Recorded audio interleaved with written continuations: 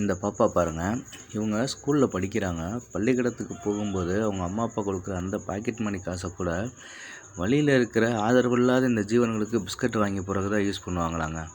இவங்க வீட்டுக்கு பக்கத்துலேயே ஒரு குட்டி அடிபட்டு கிடந்திருக்கு. அங்கே இருந்த பெரியவங்களுக்கு என்ன பண்ணணுன்னு தெரியல. ஆனால் இவங்க கையில் அவங்க அப்பாவோட பழைய டிஸ்பிளே உடைஞ்ச ஃபோன் இருக்குது.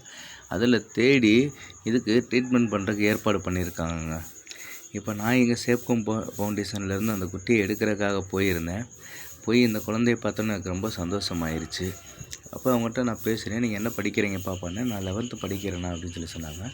நீங்கள் ஃப்யூச்சரில் என்னவாகணும்னு ஆசைப்பட்றீங்க அப்படின்னு சொல்லி சொன்னேன். அப்போ அவங்க அம்மா இடையிலேருந்து சொன்னாங்க, அப்பா இவங்களுக்கு இங்கே இருக்கிற எல்லா ஆதரவுள்ள ஜீவன்களுமே ரொம்ப பாசம் அதிகம்பா. ஒரு மாடு கிடந்தாலும் சரி, ஒரு நாய் இருந்தாலும் சரி, முடியாமல் இருந்துச்சுன்னா ஏதாவது பண்ணணும்னு சொல்லிவிட்டு ஏதாவது உதவி பண்ணு ரொம்ப தவிப்பாப்பா. இவள் வெட்டினரி படிப்பு படிக்கிறேன்னு சொல்லியிருக்கா அப்படின்னு சொன்னாங்க. ரொம்ப மன சந்தோஷமாக இருந்துச்சுங்க. இந்த மாதிரி அடுத்த தலைமுறைகள் படித்து வரும்போது இந்த பிள்ளைகளோட வாழ்வு இன்னும் சிறப்பாக இருக்குங்க. என் வயசுக்காரன்லாம் சோசியல் மீடியாவில் உட்காந்துட்டு உலகத்தில் நாயே இருக்கக்கூடாதுன்னு எழுதிட்டு இருக்கும்போது என்னோடய அடுத்த தலைமுறைங்க இந்த பிள்ளைகள் மேலே அன்பை நேசிக்கிறத பார்க்கும்போது எனக்கு என்ன தோணுதுன்னா, நீங்கள் சுப்ரீம் கோர்ட் இல்லைங்க, இன்னும் எவ்வளோ பெரிய கோர்ட் வருமானம் கொண்டு வந்துட்டு வன்மத்தை கக்குங்க.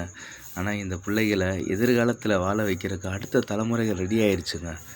அந்த பிள்ளைகளை தாண்டி வேறு எதுவும் இங்கே நடக்காது அப்படின்ற நம்பிக்கை இருக்குதுங்க.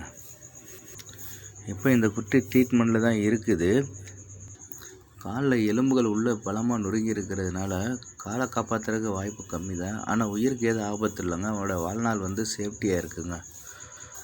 இந்த மாதிரி குட்டிகளை பாதுகாக்க தாங்க எல்லா ஊர்லேயும் காப்பகங்கள் வேணும். அங்கங்கே இருக்கிற நம்ம மாதிரி வாலண்டியர்ஸ் கண்டிப்பாக முயற்சி பண்ணுங்கள்.